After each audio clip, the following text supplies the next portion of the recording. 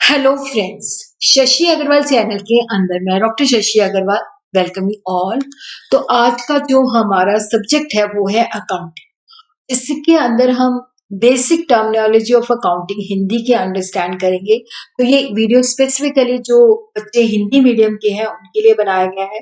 तो ये +1 अकाउंट के लिए रेलेवेंट है। उसी तरह जो बच्चे कॉम्पिटिटिव एग्जाम की तैयारी करते हैं तो उनके लिए भी ये बहुत ही लाभदायक है।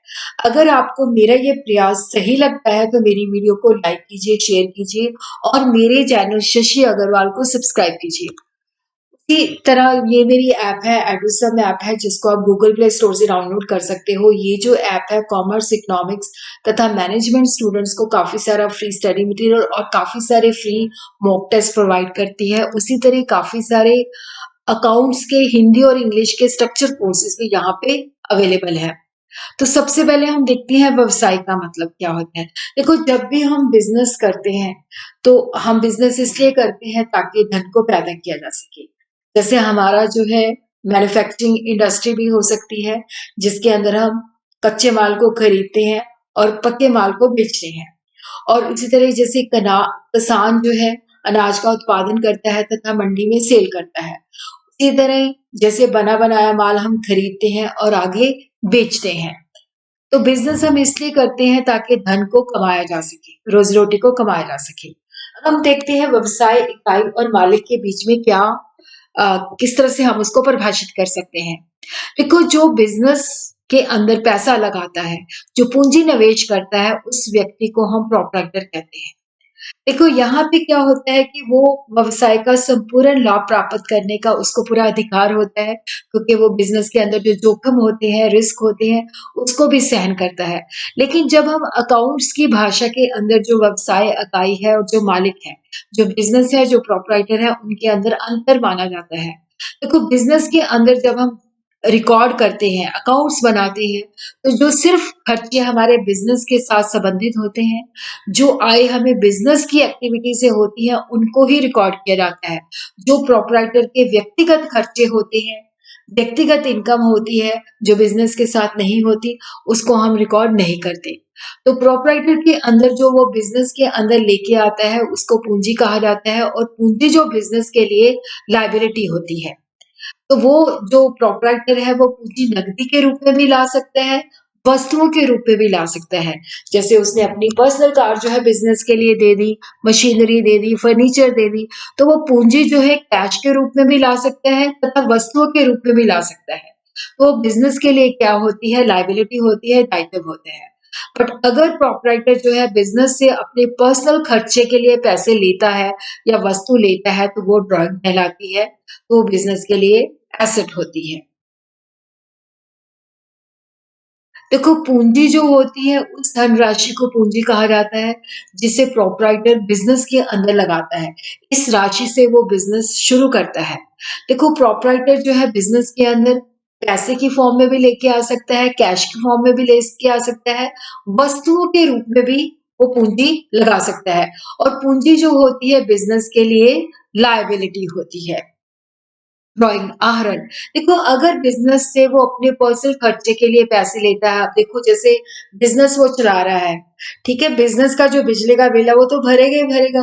बट अगर उसके अपने घर के खर्चे के लिए, घर के बिजली के खर्चे के लिए वो बिजनेस से पैसे उठाता है, तो वो ड्राइंग होती है।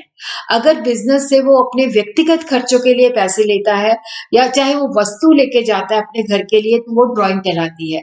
जैसे किसी ने अपने बच्चों की स्कूल की फीस बिजनेस से निकाल ली, बिजनेस के पैसों से अपने लिए कोई साइकिल खरीद लिया, रेडियो खरीद लिया, तो वो ड्राइंग होती है।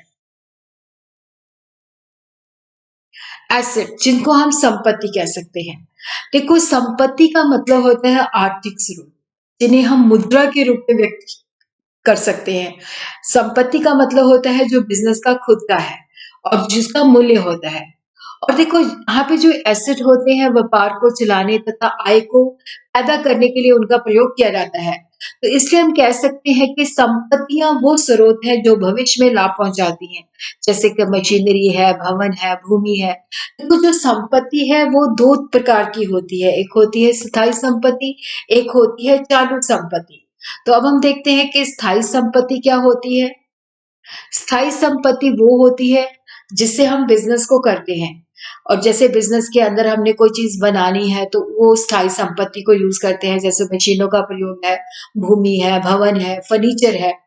क्योंकि अगर हमारा जैसे मान लो हमारा जो है किताबों का बिजनेस है, तो वहां पे जो फर्नीचर होगा वो हमारे लिए स्थायी संपत्ति होगा, क्योंकि रैक बनाए होंगे, उसके अंदर हमने रखी होंगी।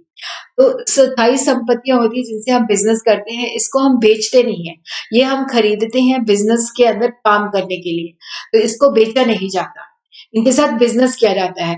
और ये भी दो तरह की हो सकती है, जो एसेट होते हैं टेंजिबल एसेट भी हो सकते हैं, जैसे भूमि, भवन, ये चीजें दिखती हैं, जिन चीजों को हम देख सकते हैं, महसूस कर सकते हैं, वो टेंजिबल एसेट्स होते हैं। अमूर्त संपत्तियां जैसे गुडविल है, कॉपीराइट है, ट्रेडमार्क है, जिनको हम देख नहीं सकते, छू नहीं सकते। चालू संपत्तियां वो एसेट होती हैं जिनको हम खरीद के लाते हैं और उनको उनकी बिक्री कर दी जाती है। चालू संपत्ति वो एसेट होती है जिसको हम बेसिकली दोबारा बेचने के लिए लेके आते हैं। जैसे हमने लकड़ी खरीदी, उसका फर्नीचर बनाया, उसको बेच दिया। जैसे हम देखते हैं डी मार्ट है, डी मार्ट के अंदर देखो वो चीजें लेके आते हैं, उनको आगे बेच देते हैं, तो वो चालू संपत्तियां होती हैं। जो चीज हम पुनर्बिक्री के लिए लेके आते हैं उसको हम चालू संपत्ति कहते हैं। लाइबिलिटी वो देनदारी होती है जो हमने बिजनेस के लिए ली है, जो दूसरों को देनी होती है। ये दो तरह की होती है, अंदरूनी दायित्व, जैसे कैपिटल है तो वो अंदरूनी दायित्व है। बाहर वालों के प्रति दायित्व होता है कि जैसे हमने उधार लिया है, जो बाहर वालों से लिया है, जिनको हमने मोड़ना है, तो वो बाहर वालों के प्रति दायित्व है। देखो, आंतरिक देनदारियां जो कि कैपिटल है, बाहरी देनदारियां जो बाहर के व्यक्तियों से हमने ऋण लिया हुआ है। तो पूंजी प्लस देनदारियां जो होती है संपत्ति के बराबर है, capital plus liability is equal to asset. और उसी तरह देखो, जो एक्सटर्नल लायबिलिटीज होती हैं, ये दो तरह की होती हैं, एक लॉन्ग टर्म लायबिलिटीज होती हैं, एक शॉर्ट टर्म जिनको हम करंट लायबिलिटीज कह देते हैं। ये वो दायित्व होते हैं, ये वो लायबिलिटीज होती हैं जो हमने 1 साल के अंदर चुकानी होती है। लॉन्ग टर्म लायबिलिटीज होती हैं, ये वो दायित्व होते हैं जब जो हमने 1 साल के बाद चुकाने हैं। जैसे हमने बैंक से लोन लिया है, वो 5 साल के लिए लोन है, तो ये हमारी जो है लॉन्ग टर्म लायबिलिटी है। जैसे डिबेंचर्स इशू किए हैं, तो ये हमारी लॉन्ग टर्म लायबिलिटी है। माल, देखो जो बिजनेस होता है वो गुड्स के अंदर डील करता है। माल के अंतर्गत वो वस्तुएं होती हैं जिसे हम खरीदते हैं ताकि उनको दोबारा सेल किया जा सके। जिन वस्तुओं को बिजनेसमैन खरीदता तथा बेचता है वो माल कहलाती हैं। जैसे कच्चा माल हो गया, हम बनी हुई चीजें लेके आते हैं, उनको सेल करते हैं। देखो, अगर हमारी फर्नीचर की दुकान है तो वहां पे हम फर्नीचर खरीदते हैं ताकि उनको आगे बेचा जाए, तो वहां पे फर्नीचर हमारी गुड्स है। अगर बुक्स की दुकान है तो बुक्स वहां पे हमारा माल है जिसको हम खरीदते हैं, आगे बेचते हैं। तो इसमें बड़ी थिन लाइन होती है। अगर हमारा जो है ज्वेलरी का बिजनेस है तो वहां पे फर्नीचर जो है हमारी फिक्स एसेट होगी। अगर तो हम उसको मतलब दोबारा बेचने के लिए लेके आते हैं तो वो हमारे लिए गुड्स होती है। सेल, सेल होता है, देखो अब चीजें कोई भी हम चाहे उनको मैन्युफैक्चर करते हैं, निर्मित करते हैं, वो इसीलिए करते हैं ताकि उनको आगे बेचा जा सके। तो विक्रय जो है एक्सचेंज की एक प्रक्रिया है जिसके अंदर कोई भी उत्पाद अथवा सेवा को धन अथवा किसी अन्य वस्तु के प्रतिफल के रूप में दिया जा सकता है। बिक्री दो प्रकार की होती है, जैसे कैश सेल, एक हाथ से पैसे ले और दूसरे हाथ से चीज ले। उधार बिक्री होता है कि भाई चीज तो दे दे बट इसका पैसा जो है मैं काफी दिनों के बाद चुकाऊंगा। कैश सेल के अंदर जो बिक्री की जाती है तुरंत कैश मिल जाता है। क्रेडिट सेल के अंदर जो भुगतान होता है वो मतलब इमीडिएटली नहीं होता, काफी देर बाद होता है। उसी तरह हम चीजों को खरीदते भी हैं। अब देखो, जब चीजों को बेचते हैं तो उनको बनाने के लिए, उनको लाने के लिए हमें चीजें खरीदनी पड़ती हैं। बिजनेस के अंदर जब हम माल खरीदते हैं, उसको दोबारा बेचते हैं, देखो वो जो खरीदते हैं तो उसको क्रय कहा जाता है। ये भी दो तरह से होती है। एक जो खरीदते हैं हम, नकदी खरीदते हैं, एक उधारी पे खरीदते हैं। नकदी जब हम खरीदते हैं तो तुरंत उसका भुगतान करते हैं। अगर उधार पे खरीदते हैं तो उसका भुगतान हम बाद में करते हैं। रेवेन्यू, देखो बिजनेस के अंदर जब माल को बेचा जाता है तो उससे जो हमें इनकम प्राप्त होती है उसको हम रेवेन्यू कहते हैं। जैसे मान लो मैंने 100 पेन बेचे हैं, 1 रुपए का सॉरी 100 पेन बेचे हैं, 1 पेन की लागत 10 है, तो इसका मतलब है 1000 रुपए का रेवेन्यू मुझे प्राप्त हुआ। प्राइस इंटू क्वांटिटी, कि जो माल हमने बेचा है उससे जो आय प्राप्त होती है उसको हम रेवेन्यू कहते हैं।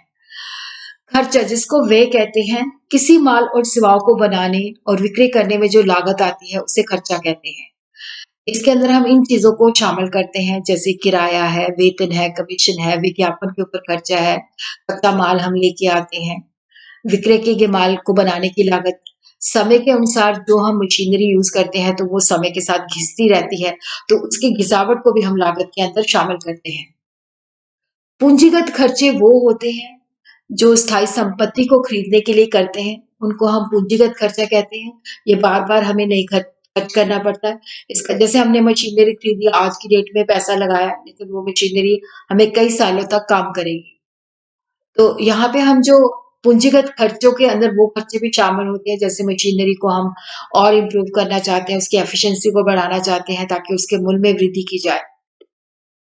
एक्सपेंडिचर जो होता है, देखो जो बिज़नेस के अंदर हम लाभ प्राप्त करते हैं, तो उसके लिए जो खर्चा हम करते हैं, जो भुगतान करते हैं उसको खर्चा कहते हैं। देखो संपत्ति खरीदते हैं, माल खरीदते हैं, स्वाया करते हैं, तो जो भी भुगतान करते हैं वो खर्चा कहलाता है। खर्चा जो है पूंजीगत खर्चा हो सकता है, आयगत खर्चा हो सकता है। देखो जो आयगत खर्चा होता है वो बार-बार हम करते हैं। जैसा हमारा फर्नीचर का बिज़नेस है तो हम बार-बार लकड़ी को लेके आएँगे, लेबर को लगाएँगे। तो ये ऐसा खर्चा होता है जिसका संपूर्ण लाभ जो होता है एक लेखांकन अवधि में ही प्राप्त हो जाता है। जैसे हमने लकड़ी खरीदी, उससे फर्नीचर बना लिया, तो वो वहीं पे यूज़ हो गई। फिर हमें दोबारा से लकड़ी खरीदनी पड़ेगी और फर्नीचर बनाने के लिए। तो ये खर्चा जो है रेपिटिटिवली होता है, जो पूरे 1 साल के अंदर जो है उसी अवधि में उसका बेनिफिट ले लिया जाता है।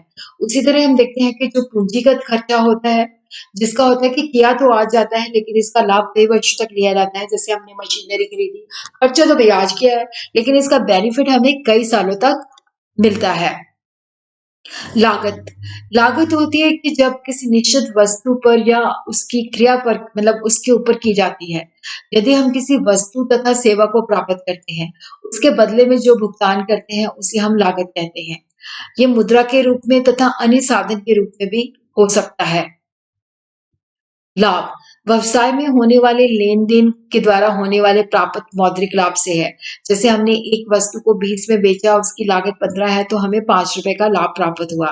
तो रेवेन्यू के अंदर से हमने इनकम के अंदर से हमने आय के अंदर से जब लागत को घटा दिया, तो हमें लाभ प्राप्त होता है। तो यहाँ पे हमारी जो आमदन है, जो आय है, वो लागत से ज़्यादा होती है। हानि क्या है? अब देखो बिज़नेस के अंदर हानि भी हो जाती है, जब हमारी लागत जो होती है, हमारी आय से ज़्यादा होती है। व्यय जो है आगम से ज़्यादा है। उसी तरह जिसमें कंपनी को कोई लाभ नहीं प्राप्त होता, जैसे चोरी हो जाती है, आग लग जाती है या कोई फ्लड आ जाता है या प्राकृतिक दुर्घटना हो जाती है, चीज़ें नष्ट हो जाती हैं, तो वो भी हानि कहलाती है। स्टॉक, स्टॉक वो गुड्स होती हैं जो वित्तीय वर्ष के अंदर जिनको बनाया तो सेल करने के लिए होता है बट बिक नहीं पाती। जो जैसे मैंने 10,000 चीज़ें बनाई, उसमें से 9,000 चीज़ें बिक गई, तो 1,000 चीज़ें जो है स्टॉक है। तो उसको हम स्टॉक कहते हैं जो सेल नहीं हो पाता अकाउंटिंग ईयर के अंदर।